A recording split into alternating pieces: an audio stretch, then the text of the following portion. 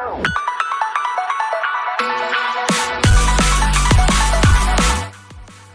Guys, स्वागत है आप सभी का फिर से एक नया चैलेंज वीडियो में। इस वीडियो में हम लोग करने वाले हैं वेबस्टर।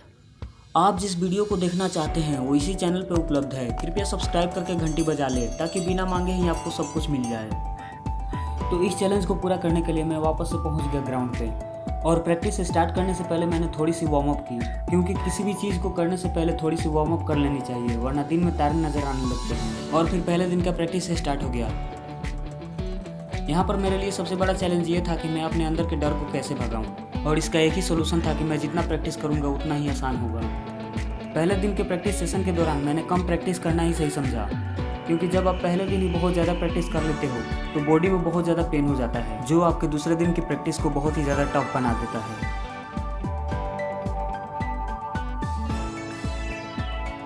आज है चैलेंज का दूसरा दिन और आज सुबह की प्रैक्टिस के लिए मेरे पास घर की छत के अलावा कोई दूसरा ऑप्शन नहीं था, क्योंकि आसपास के सारे खेतों में अभी फसल लगे हुए हैं, जिसके कारण छत पर ही कुछ जुगाड़ लगाकर मैंने प्रैक्टिस स्टार्ट कर दी। लेकिन यहाँ इतना हार्ड सरफेस होने के कारण यहाँ पर मैं खुल के प्रैक्टिस भी नहीं कर सकता था।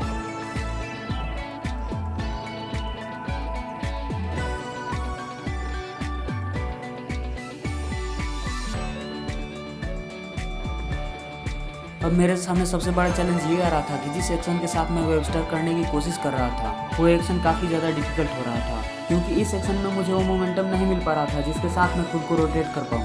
फिर मैंने सोचा कि अभी तो दूसरा ही दिन है, मुझे और प्रैक्टिस की ज़रूरत है, और थोड़ी देर सोचने के बाद मैंने फिर से प्रैक्टिस स्टार्ट कर दी।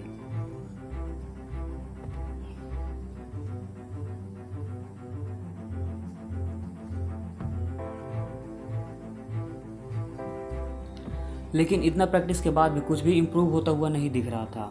सब कुछ वहीं पे रुका था जहाँ से मैंने स्टार्ट किया था, और फाइनली मैंने इस प्रैक्टिस सेशन को ख़त्म करना ही सही समझा, क्योंकि इस सरफेस पे इससे ज़्यादा कुछ भी करना पॉसिबल नहीं था।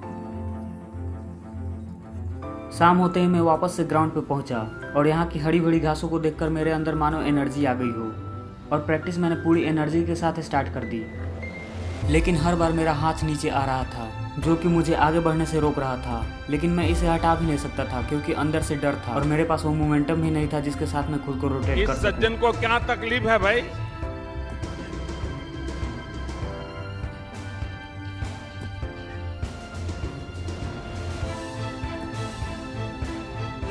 फिर भी मैंने बहुत ट्राई किया, लेकिन आगे बढ़ने का कोई चांस ही नहीं दिख रहा था मुझे। थोड़ी सी भी इम्प्रूवमेंट नहीं दिखने की वजह से मैं निराश हो गया। फिर मैंने सोचा क्यों ना इसको रनिंग के साथ किया जाए, जिसमें मुझे शायद ज़्यादा मोमेंटम मिलेगा और मैं खुद को रोटेट कर पाऊंगा।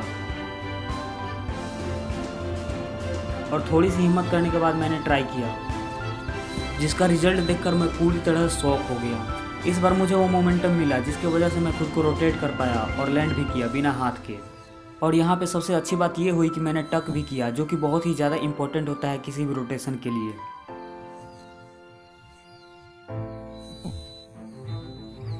इस सक्सेस को देखकर मैं बहुत ही ज़्यादा मोटिवेट हो गया और आगे की प्रैक्टिस के लिए बहुत ही ज़्यादा एक्साइटेड हो गया। और फिर मैंने इसी एक्शन के साथ बहुत सारे ट्राई किए, जिसमें से कुछ अच्छा था तो कुछ नॉर्मल। लेकिन मुझे ये समझ आ गया था कि मैं अपने टारगेट के बहुत ही ज़्यादा करीब हूँ, और मैंने अपने प्रैक्टिस को कंटिन्यू रखा। यहाँ पे मैं थोड़ा सा डर गया था, जो कि कोई बड़ी बात नहीं है, ये होना भी चाहिए। लेकिन मुझे ये पता था कि यहाँ पे बड़े बड़े घास है और मुझे चोट नहीं लगने वाला है। अरे हम तो फकीर आदमी हैं, झोला लेके चल पड़ेंगे जी। जब आप ऐसे ऐसे अटेम्प्ट्स करते हो और इतने सक्सेस मिलती है तो आपको बहुत ही ज़्यादा खुशी होती है, जिसके बाद आप आगे बढ़ने के लिए बहुत ही ज़्यादा एक्साइटेड हो जाते हो। मुझे ये पता चल रहा था कि मुझे हाइट की ज़रूरत है, जो कि इतनी आसानी से तो नहीं आएगी, लेकिन ट्राई तो कर ही सकते हैं, क्योंकि जितनी ज़्यादा हाइट के साथ हम फ्लिप करने की कोशिश करेंगे लैंडिंग उतना ही अच्छा होगा। जब आप किसी चीज़ को पाने के लिए इतनी मेहनत करते हो तो आपको देखकर दूसरे लोग भी एक्साइटेड होते हैं और वो भी कुछ करने की कोशिश करते हैं। और फाइनली इसी के साथ दूसरे दिन का प्रैक्टिस सेशन भी खत्म हुआ।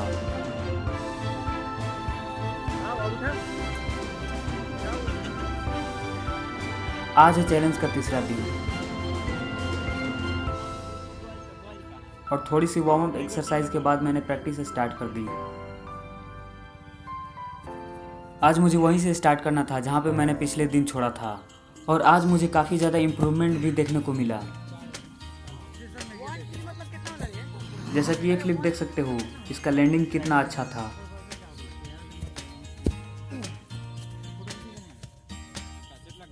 आज मैं काफ़ी ज़्यादा एनर्जी के साथ प्रैक्टिस कर रहा था क्योंकि मुझे पता था कि मैं अपने टारगेट के बहुत ही ज़्यादा करीब हूँ और काफ़ी अच्छे अच्छे अटेम्प्ट्स भी किए।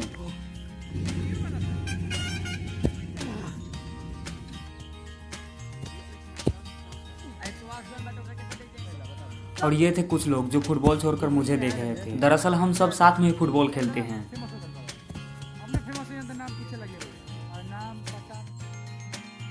और ये था तीसरे दिन की प्रैक्टिस का लास्ट अटेम्प्ट, जो कि फ्रेम से थोड़ा सा बाहर चला गया, लेकिन फ्लिप अच्छा था, इसकी लैंडिंग बहुत अच्छी थी।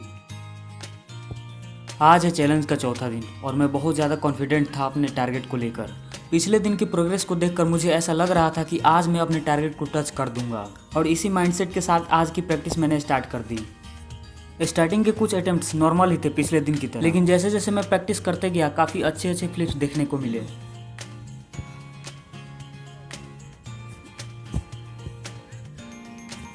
जैसे कि आप ये वाला अटेम्प्ट देख सकते हो।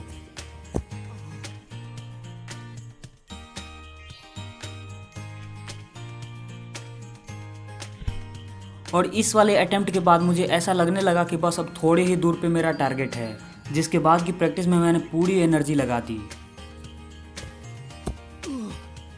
और उसका रिजल्ट तो आप देख ही सकते हो। लगभग सारे फ्लिप्स अच्छे लैंड हो रहे थे, लेकिन बीच बीच में ऐसे छोटे छोटे फेलियर्स आते रहते हैं जो आपको आपके कमियों के बारे में बताते हैं और इन फेलियर्स की वजह से ही आप सक्सेस तक पहुंच पाते हो। और इस वाले अटेम्प्ट को देखकर मुझे ऐसा लगा कि हाँ, मैं अपने टारगेट को टच कर चुका हूँ। तो फाइनली दोस्तों, मैं अपने चैलेंज को पूरा कर चुका हूँ और इसकी खुशी मैं आपको बता नहीं सकता।